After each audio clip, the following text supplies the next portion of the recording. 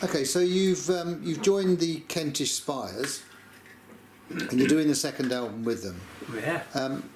What's the what's your background? Wow. Well, Northern England lad from Barnsley, loved his rock as a young guy.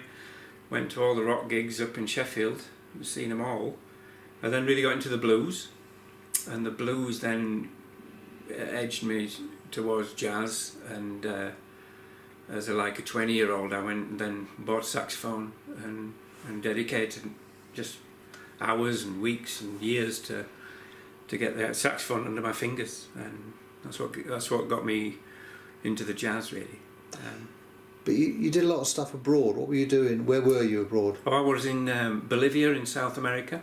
Okay. And I went over there in my early 20s just to backpack to start with and have a good look around throughout the whole of South America, but ended up staying in Bolivia and living there for about a decade on and off, about a decade, and got into the music scene, got into teaching at the conservatoire, playing lots of jazz, funk, lots of Latin music. I played with a lot of Latin bands doing salsas and merengues and quite a lot of Bolivian traditional music, not the panpipes but the Spanish influenced music.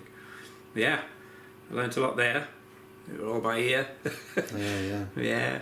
And then you came back and you've done some jazz. You've just recorded a jazz album with your band. Yeah, we've got a band called Noir de Quartet, and local guys. We just put together an album called Cabin Tales, which I had a lot of fun doing it. I really enjoyed it. And that's sort of improvisation and stuff like that, yeah? Yeah, it's quite melodic. It's not in your face jazz, not straight ahead either. It's more of a fusion with Latin rhythms and folk and stuff like that, all mixed together. Yeah.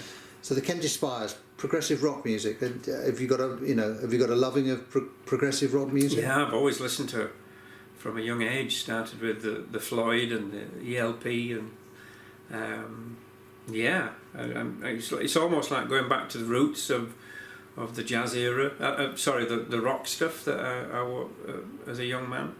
So yeah, it's great to be involved. Yeah. Fantastic. Yeah. All right, Chris, we'll look forward to the stuff on the album. Yeah, me too. Can't wait.